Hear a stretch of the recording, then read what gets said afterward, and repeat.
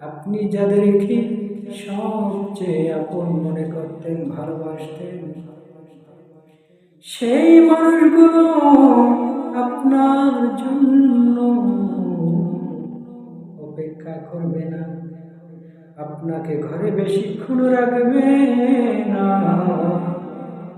তারা যদি আপনাকে যত তাড়াতাড়ি সম্ভব বিদায় করে দিতে পারলে তারা বেঁচে যাবে।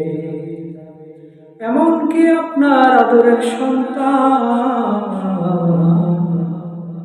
সেও একা আপনার কাছে যেতে ভয় পাবে।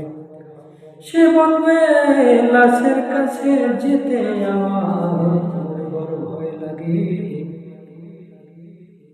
কিন্তু আপনি যে তার আদরের পিতা,